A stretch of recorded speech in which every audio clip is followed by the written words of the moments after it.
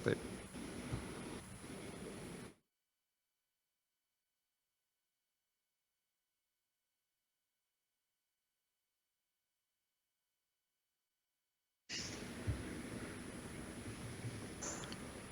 Bismillah. Assalamualaikum warahmatullahi wabarakatuh. Alhamdulillah, salatu wassalamu ala Rasulillah wa ala alihi wa sahbihi wa mawalah. Wala haula wala quwata illa billah, ma ba'd. Masyaallah muslimin, para pemirsa Fathah TV yang insyaallah dimuliakan oleh Allah Azza wa Jalla. Ahlan wa sahlan wa marhaban bikum kami ucapkan kepada seluruh para pemirsa Fathah TV dimanapun Anda berada. Ya, alhamdulillah kita masih diberikan kesempatan untuk bisa bertegur sapa kembali melalui program live interaktif kesayangan kita yang pada kesempatan kali ini insyaallah akan diasuh oleh Al-Ustaz Dr. Iqbal Gunawan hafizahullah taala, yang beliau merupakan anggota Dewan Fatwa Perhimpunan Al-Irsyad dan dengan tema menjaga iman. Dan alhamdulillah kita telah terhubung bersama beliau melalui siaran telekonferensi di kediaman beliau di Maros. Ya, mari sama-sama kita sapa beliau terlebih dahulu. Assalamualaikum warahmatullahi wabarakatuh, Ustaz.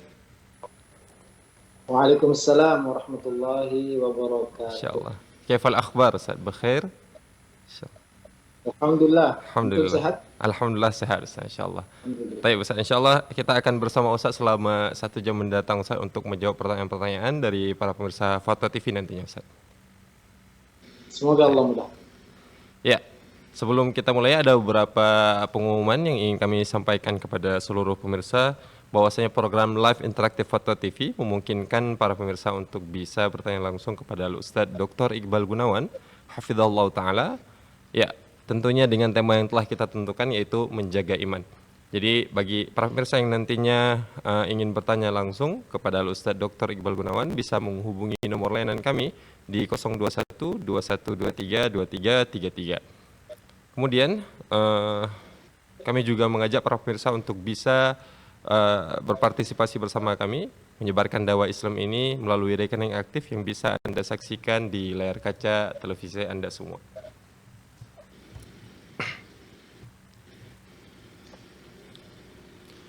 Syukran, jazakumullahu khairan.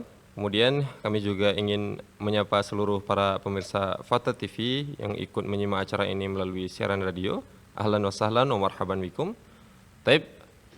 Ya, sebelum kita mulai membaca pertanyaan-pertanyaan dari Dewan Redaksi, kami akan persilahkan Ustaz untuk menyampaikan nasihat pembuka untuk kita semua.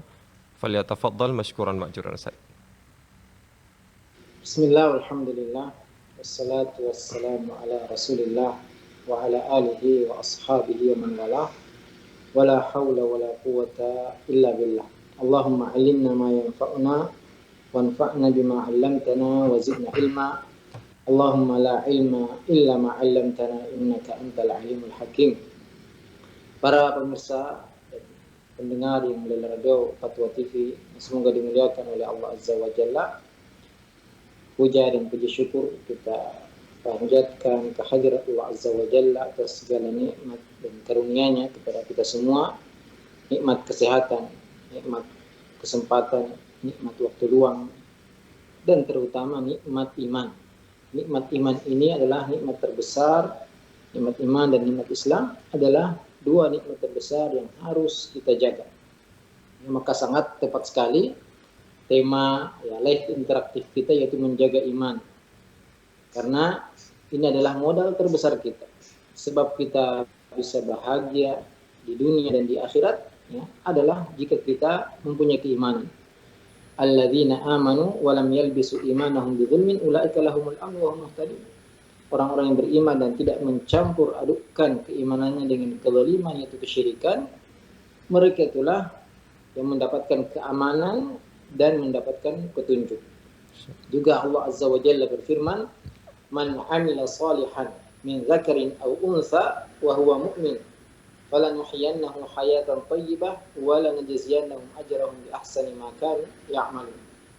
Siapa yang beramal saleh, baik dia laki-laki atau perempuan, dan dia beriman, maka syaratnya harus beriman. Apa ganjarannya? Falanuhyiyannahu hayatan thayyibah. Dia akan diberikan kehidupan yang baik, kehidupan bahagia, kehidupan yang penuh kenikmatan, kesenangan di dunia, dan dibalas dengan balasan yang lebih baik di akhirat kelak. Juga tidak akan selamat kecuali orang yang beriman dan beramal saleh. Wal asri innal insana lafi khusr. Demi masa sungguhnya manusia benar-benar berada dalam kerugian. Kecuali siapa? Illal ladzina, kecuali orang yang beriman. Wa amilus shalihat, beramal saleh, wa tawassaw bil haqqi wa tawassaw bis sabr, selalu ya memperingatkan untuk menetapi kebenaran dan saling berwasiat untuk menetapi kesabaran. Maka para pemirsa, pendengar, kaum muslim dan kaum muslimat dimanapun Anda berada, ya, live atau tema live interaktif kita ini sangat penting ya, menjaga iman. Ya, kalau kita perlu menjaga kesehatan kita, perlu menjaga harta kita, perlu menjaga anak-anak, keluarga kita, maka ada satu hal yang wajib kita jaga, yaitu iman kita. Jangan sampai iman kita hilang, ya. Apalagi ya, berkurang saja kita belum menjaga, jangan sampai iman kita menurun, berkurang, down, apalagi sampai hilang. Maka ya, semoga Allah Subhanahu wa taala senantiasa memberi taufik kepada kita semua. Semoga kita terus berada di atas keimanan dan wafat dalam keadaan beriman dan berislam. Nah, silakan. Insyaallah, syukran Ustaz. Ada pertanyaan yang bisa dibacakan. Baik, insyaallah Ustaz, syukran jazakumullahu khairan Ustaz atas nasihat pembukanya. Ya, tapi kita akan mulai membacakan pertanyaan-pertanyaan yang telah masuk ke dewan redaksi kita terlebih dahulu Ustaz, sembari menunggu para pemirsa menelpon nantinya Ustaz. Tapi ya, kami ingatkan sekali lagi bahwasanya program live interaktif ini memungkinkan para pemirsa untuk bisa bertanya langsung pada Ustaz.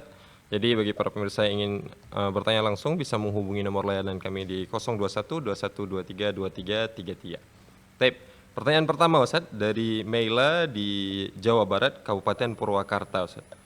Assalamualaikum warahmatullahi wabarakatuh. Afwan Ustaz, izin bertanya, apakah benar orang di masa lalu kita yang mencintai kita ketika kita tak berjodoh dengannya kemudian kita menikah?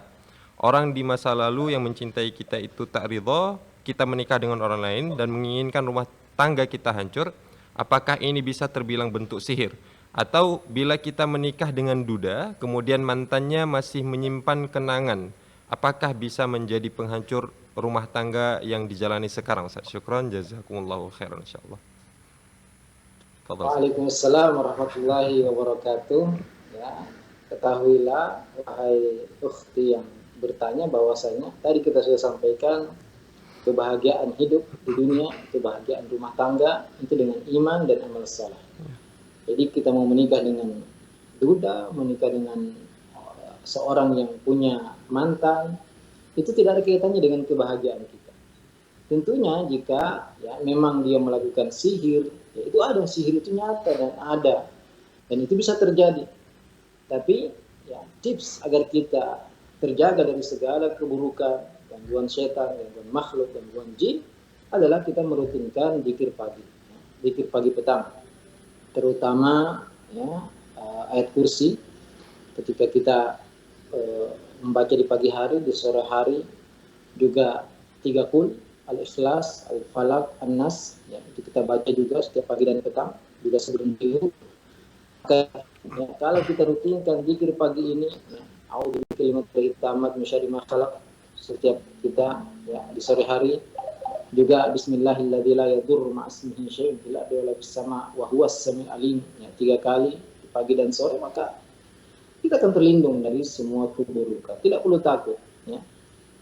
Meskipun ya ada orang yang tidak senang dengan kita, maka setiap habis sholat juga kita membaca qul a'udzu birabbil falaq. Katakanlah aku berlindung diri dari keburukan semua makhluk.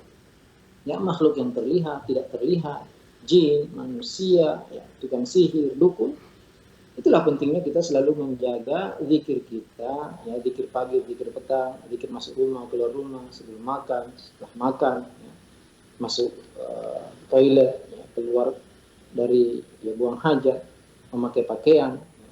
Ini semua ada zikirnya yang kalau kita rutinkan maka itu lebih kuat daripada baju besi atau seperti baju besi.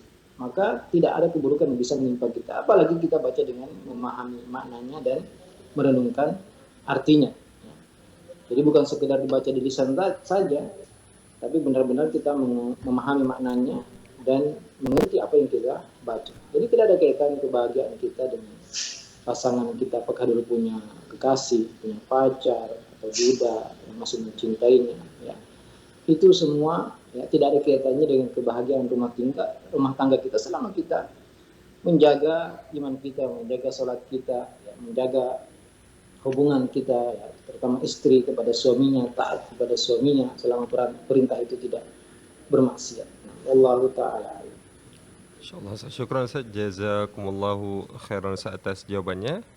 Ya, kita berpindah ke penanya selanjutnya Ustaz. Ini Masya Allah, Fakrul Nofriansah ini Ustaz mengirimkan sangat banyak pertanyaan Ustaz. Kayaknya lebih dari 8 pertanyaan ini Ustaz. Kita akan pilihkan salah satunya dulu Ustaz, insyaallah.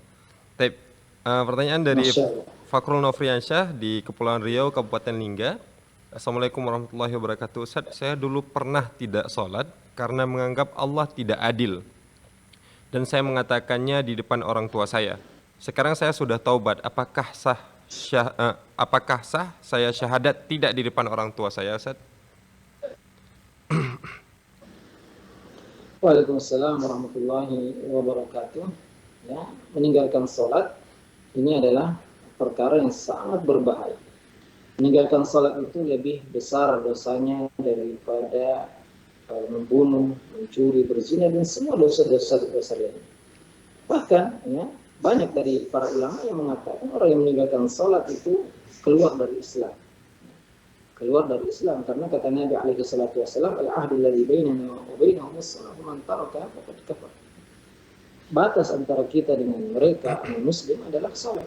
Maka barang siapa meninggalkan sholat, berarti dia telah keluar dari Islam.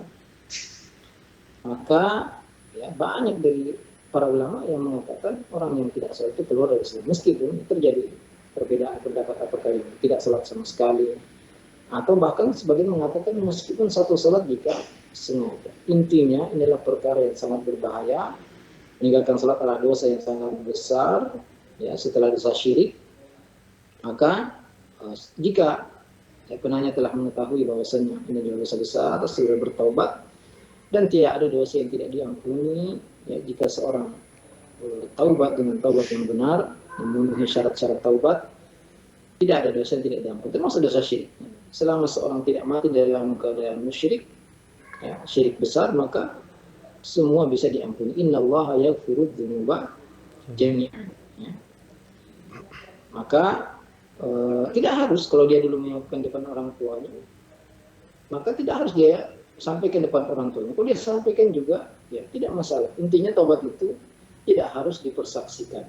Ya.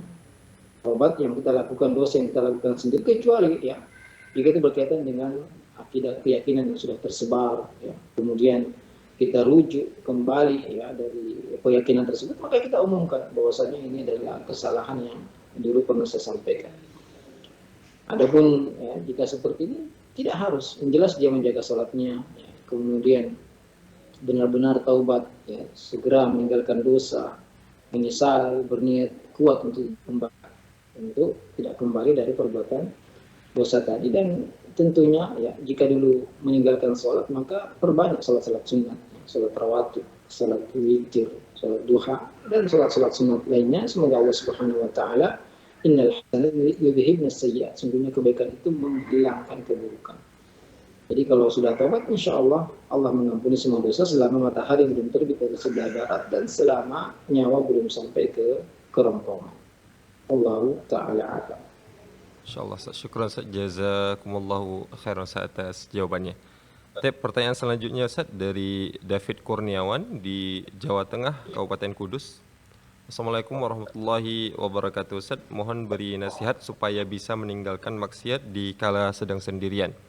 Karena ana sering tergelincir di kala sendirian. Dan apakah ganjaran orang yang bermaksiat di kala sedang sendirian? Mohon doanya supaya bisa meninggalkan maksiat tersebut. Jazakallahu khairan. Ustaz, fadhal. Nah, waalaikumsalam warahmatullahi wabarakatuh. Ya, inna syaitana yajri min ibni Adam majrad dam. Sungguhnya syaitan itu mengalir dalam tubuh kita seperti mengalirnya darah. Terutama jika kita sendirian. Ya. Dan tidak ada obat yang lebih manjur kecuali kita malu kepada Allah Subhanahu wa taala. Kita merasa terus diawasi oleh Allah Azza wa Jalla. Dan ya, di sebagian hadis disebutkan bahwasanya malulah kita kepada Allah seperti malunya kita ketika dilihat orang soleh di tengah-tengah kita.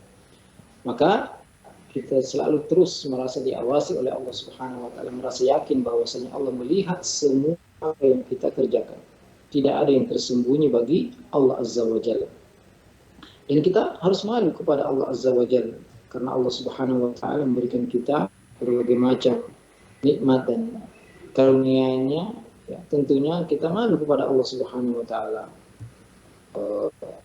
Harta yang kita gunakan bermaksiat itu adalah datangnya dari Allah Subhanahu wa taala. Harta yang kita gunakan bermaksiat kepada Allah itu adalah nikmat dari Allah Subhanahu wa taala yang banyak orang tidak merasakan nikmat mata ini. Atau mungkin kita bermaksiat dengan gadget kita, dengan HP kita. Itu adalah nikmat dari Allah Subhanahu wa taala yang seharusnya kita gunakan untuk ketaatan, malah kita gunakan untuk bermaksiat, ya. Yang pertama adalah kita merasa malu kepada Allah Subhanahu wa taala. Malu kita menggunakan nikmat Allah untuk mendurhakai Allah Azza wa Jalla. Yang kedua tentunya kita banyak berdoa kepada Allah Subhanahu wa taala. Berdoa kepada Allah agar menjauhkan kita dari segala maksiat. Allahumma anti nafsi taqwaha wa zakkiha anta khairu man zakkaha anta waliyuha wa maulaha. Ya Allah, berikanlah jiwaku ketakwaannya, sucikanlah ia sungguhnya engkau yang terbaik mensucikan hatiku, ya. Anta waliyuha wa maulaha, engkau adalah pemilik hati dan pengatur hatiku. Jadi kita terus memohon kepada Allah agar dijauhkan dari semua keburukan, semua dosa. Kita benar-benar ya, bersungguh-sungguh meminta kepada dan menjauhkan asbab maksiat tadi. Kalau maksiat itu datangnya dari gadget kita, maka kita menjauhkan ya, gadget kita dikala kita sendirian.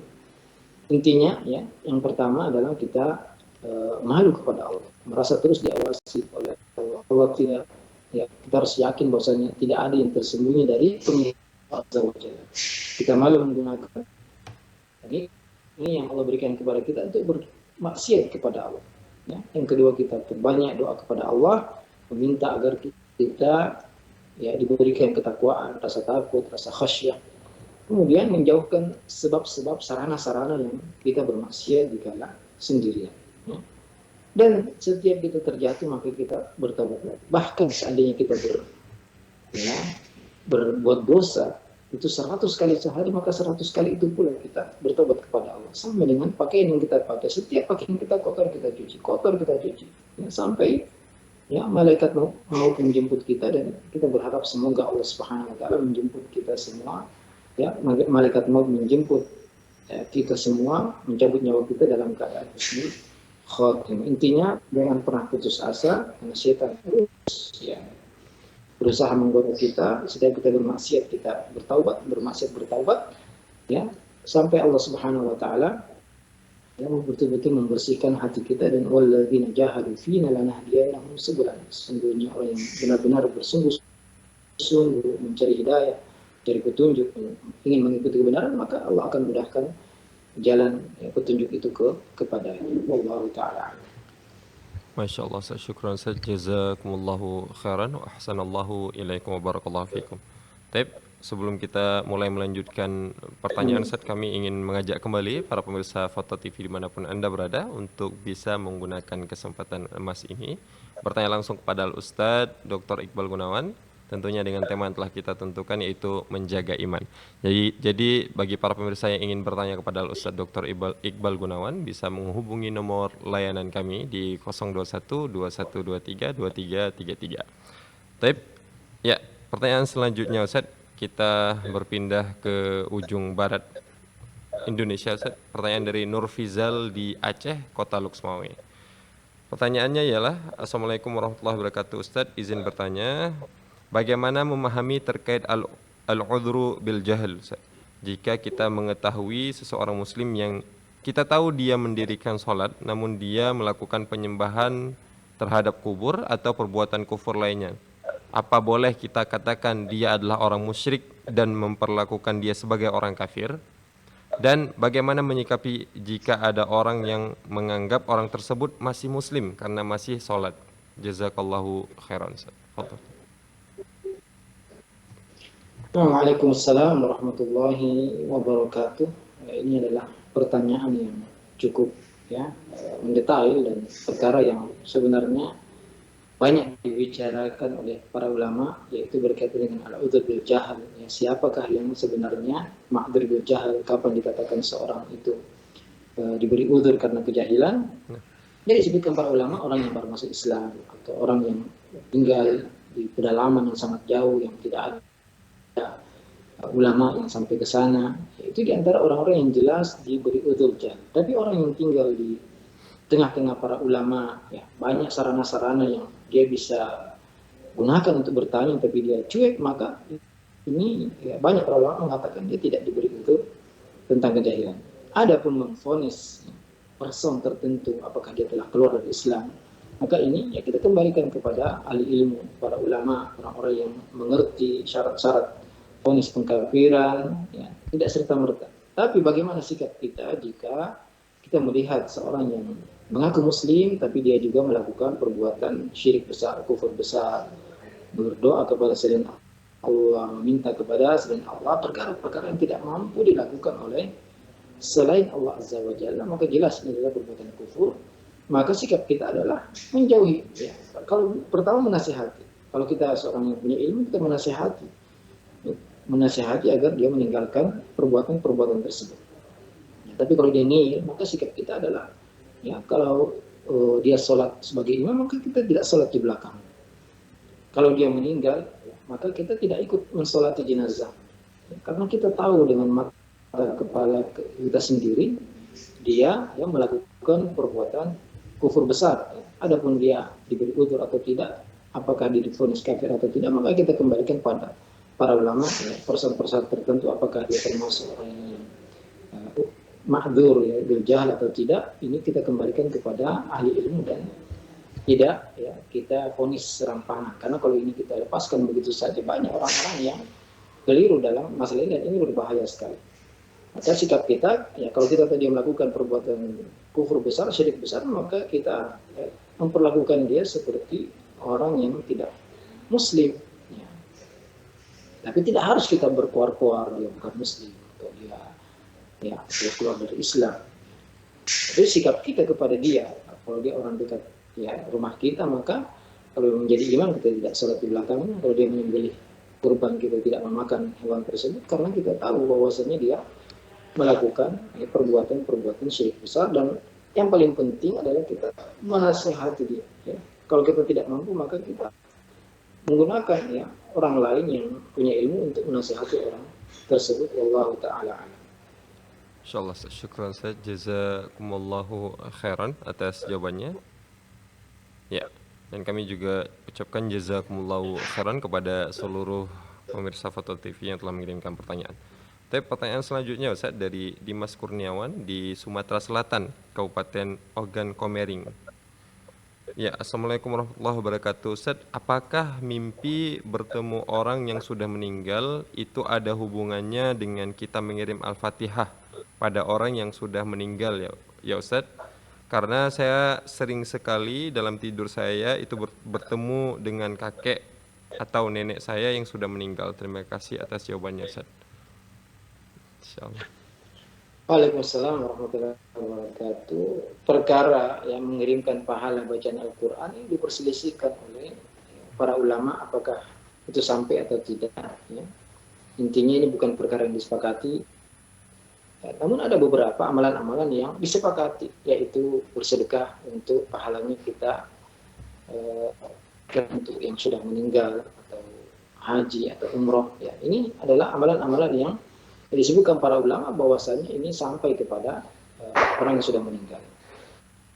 Jadi bukan cuma Al-Fatihah, ya, tapi membaca Al-Quran secara umum itu yang tidak disepakati ya, oleh para ulama. Ya, adapun ada kaitannya atau tidak, Allahu a'lam. Ya. Allahu a'lam. Apakah ada kaitannya antara apa yang kita kirimkan atau kita niatkan pahalanya untuk orang yang sudah meninggal atau tidak, kemudian dia hadir dalam mimpi kita?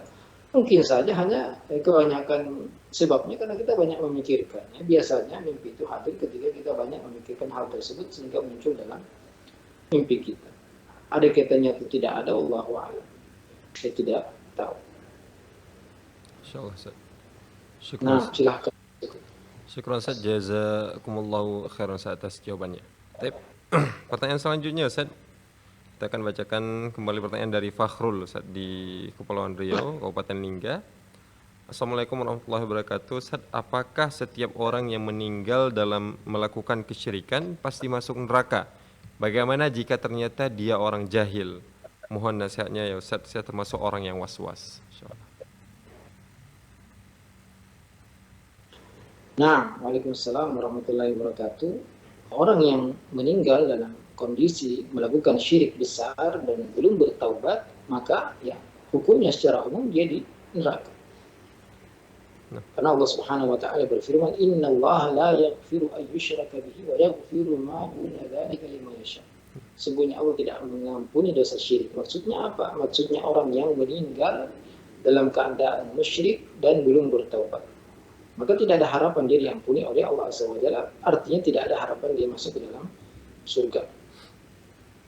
Wa yaghfiru ma duna dzalika. Adapun dosa selain syirik, maka Allah mengampuni semuanya. Artinya ada harapan meskipun meninggal dalam keadaan punya banyak dosa yang besar, maka masih punya harapan untuk diampuni oleh Allah Azza wa Jalla. Adapun persoalan tertentu, maka kita tidak bisa memastikan dia di surga atau di neraka. Ya, dan juga apakah dia mendapat uzur karena kejahilannya atau tidak, hanya Allah Subhanahu wa taala yang mengetahui. Ya, maka orang-orang yang keyakinan secara umum yakin bahwa semua yang meninggal dalam kondisi syirik besar belum bertaubat maka tempatnya di neraka, dan ini nas ayat Qur'annya. La in asyrakta la yahbatanna amaluk. Innahu may yusyrik billah, sesungguhnya barang siapa yang melakukan syirik kepada Allah, mempersekutukan Allah, faqad harramallahu alaihi jannah wa ma'wahu nar, maka Allah mengharamkan surga baginya dan tempatnya adalah neraka. Maka penting sekali kita berlindung diri kepada Allah dari semua bentuk kesyirikan. Dan di antara doa yang diajarkan Nabi alaihi salatu wassalam, Allahumma inni a'udzubika an usyrika bika syai'an wa ana a'lam wa astaghfiruka lima la a'lam. Ya Allah, aku minta ampun kepadamu, ya, berlindung diri kepadamu dari berbuat syirik, ya. La a'lam, dan ampun dari yang aku tidak ketahui, agar kita selamat dari semua bentuk. Insyaallah. Insyaallah, syukran Ustaz, jazakumullahu khairan atas jawabannya. Tip. Ya, apakah suara Anda masih terdengar Ustaz? Halo Ustaz.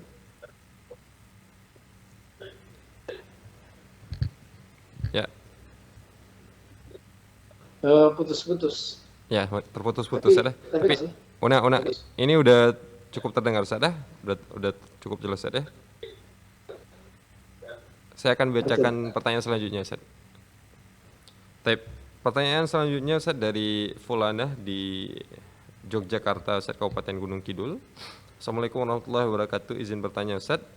Pertama, bolehkah kita mencoret atau menulis Al-Quran buat setoran hafalan dengan pensil dengan alasan sebagai tanda kalau ada ayat yang salah saat setoran hafalan? Kemudian yang kedua, apa hukumnya tentang berkunjung ke candi yang masih menjadi tempat ibadah? Syukran, jazakallahu khairan.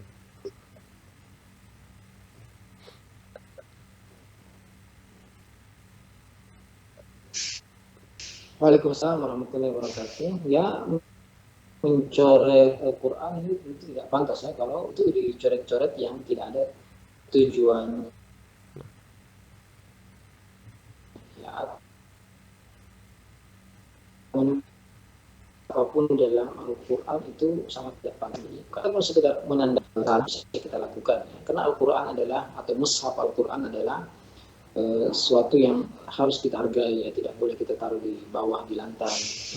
Juga tidak mencoret-coret isinya ya, karena akan kelihatan kotor mushaf tersebut. Maka jika ada cara lain, tentunya kita tidak melakukan cara tersebut supaya lebih terjaga ya mushaf Al-Quran yang kita miliki. Karena ya meskipun ya kita mengatakan itu hanya kertas ya, tapi itu isinya tulisan adalah kalamullah azza wa jalla yang akan diangkat ke langit nanti ya. Maka di akhir zaman nanti tidak ada lagi huruf-huruf yang tertulis dalam mushaf, tinggal hanyalah kertas lembaran-lembaran. Adapun ya, apa yang tertulis dalam Al-Quran dan apa yang tersimpan dalam hati semuanya diangkat oleh Allah Azza wa Jalla.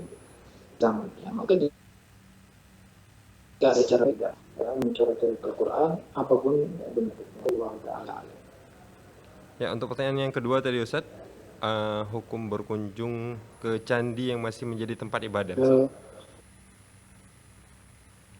Hukum berkunjung ke candi yang masih menjadi ya, tempat ini ibadah. boleh kan? Ya, karena itu artinya. Nah, itu tidak diperbolehkan karena ya, di situ tempat orang-orang melakukan kesyirikan, ya, menyembah kepada selain Allah, maka tentunya tidak boleh kita meramaikan tempat-tempat seperti itu. Nah, Insyaallah, syukur Ustaz, jazakumullahu khairan Ustaz. Kalau tidak jadi tempat ibadah lagi bagaimana Ustaz? Insyaallah. Jadi mungkin di sana dulu tempat kesyirikan, ya, kemudian tapi di situ ada patung. 6. Iya, tapi tetap di sana mungkin ada patung, ada ya tentu tidak boleh kita meramaikan tempat-tempat yang seharusnya musnah. Karena tidak boleh patung-patung itu dilarang untuk dibuat. Maka kalau kita mendatangi, mengunjungi, ya, ini malah membuat semakin diperbanyak atau dijaga dan seterusnya. Masya. Baik. Syukur Ustaz, jazakumullahu khairan Ustaz atas jawabannya. Ya, pertanyaan selanjutnya Ustaz dari Firman di Kalimantan Selatan. Ya, sebelum kita melanjutkan membacakan pertanyaan, kami mohon maaf sebesar-besarnya untuk sedikit gangguan koneksinya. Karena memang ini siarannya dari telekonferensi menggunakan jaringan internet. Dan kita tidak bisa mengusahakannya. Sehingga terkadang jaringan internetnya lemot, maka koneksinya pun lemot dan akhirnya terjadilah seperti yang sekarang ini. Insyaallah. Kami mohon maaf sebesar-besarnya. Baik. Kita akan bacakan pertanyaan selanjutnya dari Firman di Kalimantan Selatan, Kabupaten Tabalong, Indonesia. Ya. Bismillah. Assalamualaikum warahmatullahi wabarakatuh. Ustaz, mohon penjelasannya terkait bagaimana orang yang meninggal pada hari atau malam Jumat bisa terhindar dari fitnah kubur. Dan yang kedua, bukankah meninggal di hari atau malam Jumat tersebut tidak bisa kita usahakan dengan kapasitas kita sebagai manusia, semata-mata hanya karena takdir Allah, berbeda dengan meninggal sebagai syuhada yang masih bisa diusahakan dengan kapasitas kita sebagai manusia.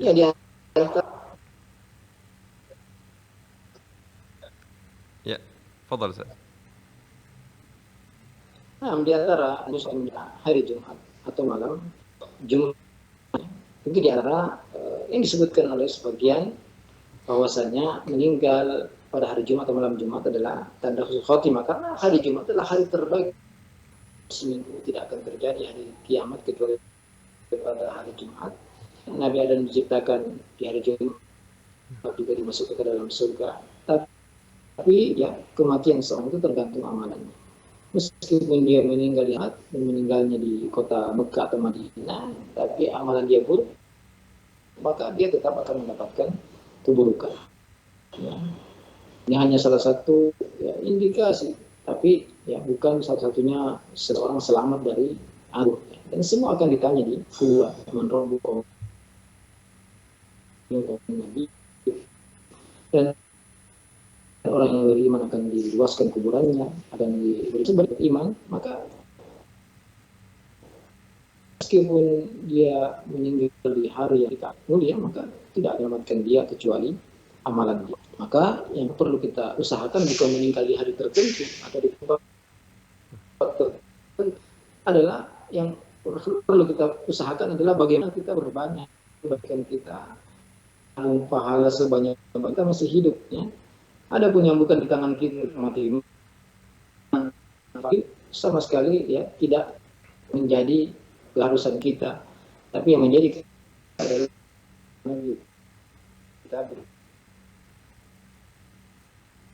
kita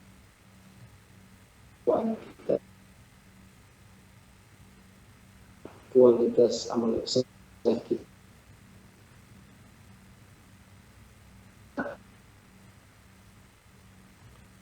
Sehingga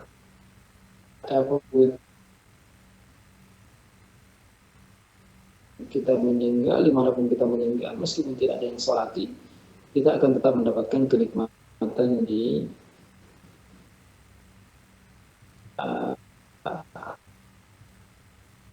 Ya, insyaallah Ustaz, syukron.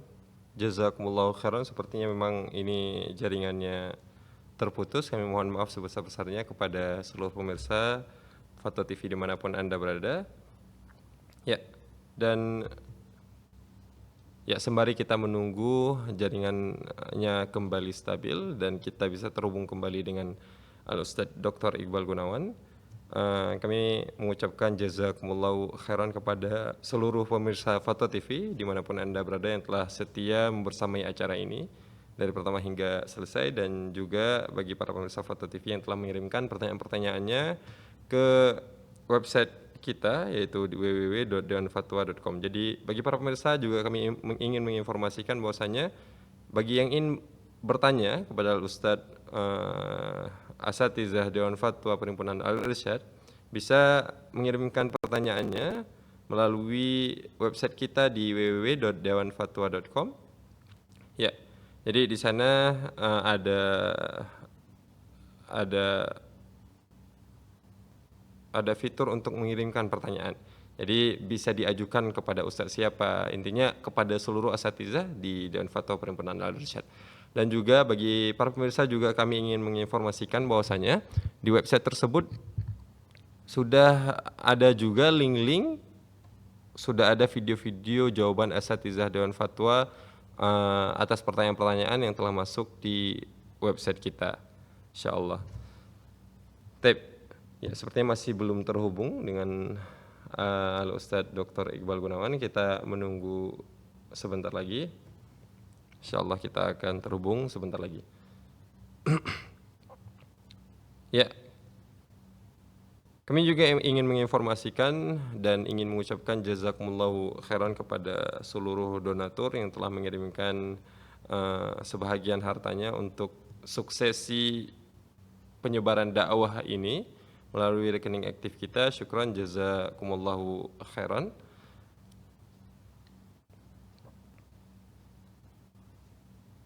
Dan kami juga ingin menyampaikan bahwasanya di program Fatwa TV, program acara Fatwa TV bukan hanya live interaktif yang sering kita saksikan saat ini, namun juga banyak program-program lainnya. Ada kajian kitab, kemudian ada juga tabligh akbar, ada berbagai macam program-program acara lainnya. Ya, dan alhamdulillah kita telah terhubung kembali dengan Al-Ustadz Dr. Iqbal Gunawan. Insyaallah Ustadz. Ya, ini tidak bisa kita kendalikan ini Ustadz masalahnya. Insyaallah kita akan telah tersambung kembali, dan mungkin Ustadz apa kita ulang lagi Ustadz jawaban dari pertanyaan tadi Ustadz, karena sepertinya kita belum menangkap jawabannya Ustadz tadi. Insyaallah.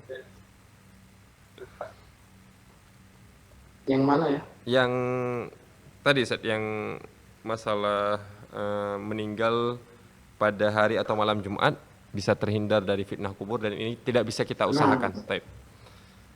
Afwan Ustaz sebelumnya. Fadhal Ustaz. Ya, betul. Ya, jadi yang wajib yang wajib kita usahakan adalah bagaimana kita memperbaiki amalan kita agar kita mati di atas kebaikan. Bukan meninggal di hari apa atau meninggal di tempat mana. Ya.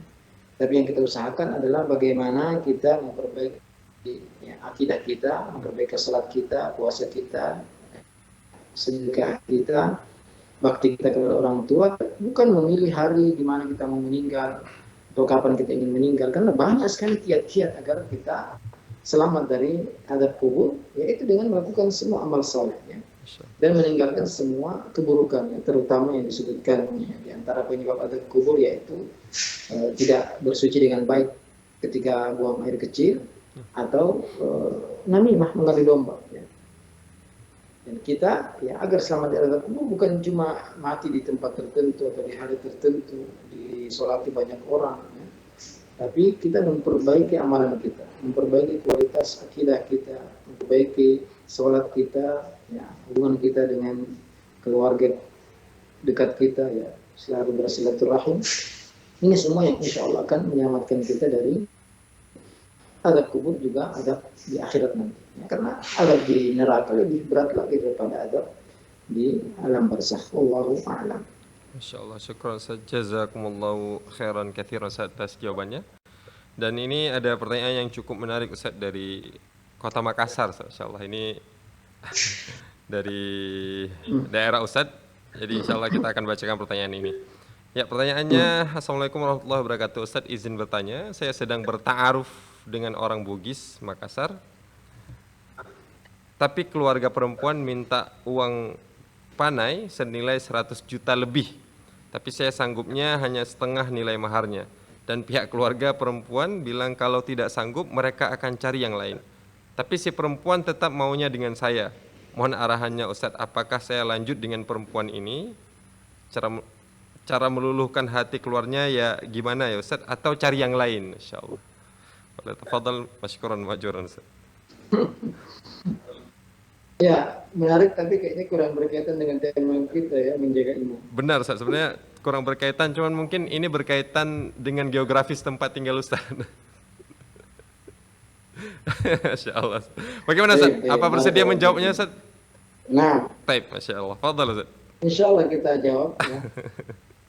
Jadi ya pertama semoga Allah Subhanahu wa taala memudahkan ya, urusan yang bertanya. Ya, memang ya, ada di tempat kami ini di Bugis Makassar terutama, yaitu tingginya uang panai, yaitu uang yang diserahkan kepada keluarga wanita. Ya, dan mereka mengatakan itu bukan mahar, ya, tapi uang yang diserahkan kepada pihak perempuan ya, ketika ingin melamar atau ingin mengadakan acara pernikahan dengan pihak mempelai wanita. Dan ini memang adalah fenomena yang sampai MUI, jajaran MUI Komisi Fatwa MUI Selatan pernah mengeluarkan himbauan agar tidak memperberat uang panai ini karena sangat banyak sekali kasus tidak terjadinya pernikahan disebabkan mahalnya tingginya uang panai yang ditetapkan oleh pihak keluarga perempuan. Maka tentunya Allah Subhanahu wa taala ya, menginginkan kemudahan bagi semua manusia, dan wanita itu tidak satu ya, sangat banyak sekali. Jika kita tidak permudah untuk fulana, maka masih banyak yang lain insya Allah. Maka tidak harus ya kita, dan kita harus menasihati keluarga perempuan bahwasanya a'dhamun nisa'i barakatan aisarun ma'unatan. Wanita yang paling besar keberkahannya, banyak keberkahannya adalah yang paling ringan, yang paling mudah maharnya ya. Maka kalau memang kita mampu, maka kita usahakan. Tapi kalau tidak, maka kita berdoa kepada Allah Subhanahu wa taala mengurangkan urusan kita. Tapi kalau memang tidak ada kemampuan kita, padahal ya kita sudah berusaha dan kita sudah ya mungkin sudah masuk dalam kondisi darurat untuk segera menikah, maka silahkan cari yang lain ya. Bumi Allah luas, wanita itu banyak, maka jangan memaksakan untuk wanita tertentu, karena insya Allah ya, banyak wanita lain yang bisa kita lamar, dan insya Allah lebih dimudahkan mahalnya daripada wanita yang kita lamar pertama tadi. Tentunya berbanyak doa kepada Allah Subhanahu wa taala, usaha, dan Allah Subhanahu wa taala jika menginginkan sesuatu maka cukup mengatakan kun. Dan di antara doa kalau kita menghadapi kesulitan adalah Allahumma la sahla illa ma ja'altahu sahla wa anta taj'alul hazna idza syi'ta sahla. Ya, kemudahan kecuali yang Engkau jadikan mudah, dan sesuatu yang sulit itu kita berdoa kepada pemilik hati untuk meluluhkan hati keluarga. Allah Subhanahu wa taala tangannya semua hati manusia, maka kita berbanyak berdoa kepada Allah Azza wa Jalla agar memudahkan urusan kita. Ya Allah, lapangkanlah dadaku, mudahkan urusanku ya. Dan insya Allah ya, selama kita bersungguh-sungguh, maka Allah Subhanahu wa taala akan mengabulkan semua permintaan kita. Nah, Allahu a'lam. Insyaallah, syukran Ustaz, jazakumullahu khairan Ustaz atas jawabannya. Sepertinya tempat kita Ustaz punya kesamaan Ustaz. Uang maharnya besar. Insyaallah. Masya Allah. Di mana tuh? Anda di Aceh Ustaz? Sumatera. Di Aceh Ustaz. Oh, betul. Insyaallah. Tapi Ustaz, kita masih ada waktu untuk pertanyaan satu lagi sepertinya Ustaz. Untuk pertanyaan satu lagi, ada Baik.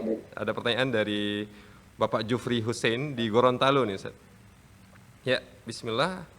Assalamualaikum warahmatullahi Nah, wabarakatuh. Ustaz, apa hukum percaya kalender Cina tentang kehamilan? Di kalender tersebut bisa menentukan jenis kelamin anak. Mohon penjelasannya Ustaz, insyaallah. ya tidak benar dan tidak boleh kita meyakini kalender tersebut ya, karena tidak ada kaitannya. Allah Subhanahu wa taala yahabu liman yasha'u inatha wa yahabu liman yasha'u dhukur aw yuzawwijuhum dhukrana wa inatha. Allah Subhanahu wa taala yang menentukan ini diberi anak perempuan, ini diberi anak laki-laki, ini diberikan anak perempuan dan anak laki-laki. Wa yaj'alu man yasha'u aqima. Dan Allah ya menjadikan siapa yang dia kehendaki mandul, tidak punya anak ya. Maka mempercayai kalender Cina atau keyakinan bahwasanya di hari tertentu di bulan tertentu akan lahir anak laki-laki dan perempuan. Memang ada teknologi kedokteran yang bisa diusahakan untuk mendapatkan jenis kelamin laki-laki atau perempuan, tapi saya sendiri tidak menyarankan. Kenapa? Karena kita tidak mengetahui sebenarnya siapa yang lebih baik, apakah anak laki-laki atau perempuan. Dan istri Rasulullah SAW, Aisyah radhiyallahu anha, ketika dikabarkan tentang kelahiran anak di zaman sahabat, ya, beliau tidak pernah menanyakan apakah laki-laki atau perempuan, kan semuanya baik, semuanya karunia Allah Azza wa Jalla, dan baik itu laki-laki atau perempuan, maka kita syukuri ya. Yang penting dia sempurna, ya, tidak cacat. Maka kita bersyukur, kita didik dengan baik, karena kita tidak mengetahui apakah ya, laki-laki itu lebih baik atau perempuan lebih baik. Karena ya, anak yang baik adalah yang bertakwa kepada Allah Subhanahu wa taala, beriman ya, anak soleh. Idza mata ibnu Adam inqata 'amalu illa min thalath. Apabila anak Adam meninggal, maka terputus amalannya kecuali tiga, salah satunya awal bil salihin yad'u lahu, atau anak soleh yang mendoakan. Dan walad soleh ini tidak mesti laki-laki, tidak juga perempuan, baik dia laki-laki maupun perempuan, selama dia beriman soleh mendoakan orang tuanya, maka inilah kebaikan. Bahkan ada ganjaran khusus, ada keutamaan khusus anak perempuan, apalagi sampai 2 sampai 3, mereka akan menjadi taman dari neraka, yang akan menjadi orang yang dekat kedudukannya dengan Nabi Shallallahu Alaihi Wasallam pada hari kiamat. Maka tidak perlu kita, ya saya sarankan, tidak perlu mencari harus anak perempuan atau anak laki-laki. Selama itu kita diberikan anak, betapa banyak orang yang tidak punya anak. Ya meskipun mungkin anak semua, ya semuanya harus kita syukuri, kita didik dengan baik, kita jadikan mereka, kita berusaha menjadikan mereka asli dan soleh, karena ya semua anak adalah karunia dari Allah Subhanahu wa taala. Dan betapa banyak orang yang tidak diberi anak, dan yang tidak diberi anak pun ya kita bersyukur kepada Allah, karena belum tentu jika dikaruniai anak ternyata anak itu anak yang soleh atau soleh. Ada kisahnya dari disebutkan bahwasanya berdoa kepada Allah untuk memberikan anak sampai menangis ketika diberikan anak, ternyata anak itu anak yang tidak soleh. Maka tidak perlu dan tidak boleh tentunya meyakini kalender seperti itu, karena Allah yang menentukan apakah ini diberi anak laki-laki atau perempuan, atau diberikan anak laki-laki atau perempuan. Dan ada pula yang dijadikan mandub ya, yahabu liman yasha'u inatha wa yahabu liman yasha'u dhukur. Allah yang memberi karunia anak laki-laki atau perempuan kepada siapa yang dia kehendaki. Au yuzawwijuhum dhukrana wa inatha, Allah berikan ini anak perempuan juga anak laki-laki. Wa yaj'alu man yasha'u aqima, dan Allah yang menjadikan siapa yang kehendaki mandul, tidak punya anak ya. Makanya kalau kita punya anak, baik laki-laki atau perempuan, kita syukur kepada Allah, kita didik dengan baik, kita berbanyak doa, Rabbana hab lana min azwajina qurrata a'yun waj'alna lil muttaqina. Ya Allah, berikanlah pasangan dan keturunan kami dan penyujuk mata bagi kami, dan jadikanlah kami orang-orang pemimpin bagi orang-orang yang bertakwa. Rabbi habli minas salihin, ya Allah jadikanlah keturunanku anak yang soleh. Rabbi ja'alni muqimas sholati min dzurriyyati, ya Allah jadikanlah aku orang yang mendirikan sholat dan juga keturunan. Dan banyak doanya dalam Al-Quran dan hadis Nabi Sallallahu Alaihi Wasallam yang kita bisa baca agar kita mempunyai keturunan yang soleh dan soleh. Dan saran saya sekali lagi, tidak perlu ya mengusahakan laki-laki atau perempuan, ya selama kita punya anak, kita syukuri baik dia laki-laki maupun perempuan. Wallahu a'lam. Insyaallah, syukran Ustaz, jazakumullahu khairan Ustaz atas jawaban dari pertanyaan tersebut Ustaz. Dan kami juga ucapkan jazakumullahu khairan Ustaz atas waktu dan kebersamaannya Ustaz selama lebih kurang 1 jam. Dan alhamdulillah kita telah menjawab 10 pertanyaan Ustaz, insyaallah. Syukran Ustaz, jazakumullahu khairan, ahsanallahu ilaikum wa barakallahu fikum Ustaz. Alhamdulillah. Baik, kami juga ingin mengucapkan jazakumullahu. Nah Ustaz, kami juga ucapkan jazakumullahu khairan kepada seluruh pemirsa yang telah bersamai program live interaktif kita pada kesempatan kali ini.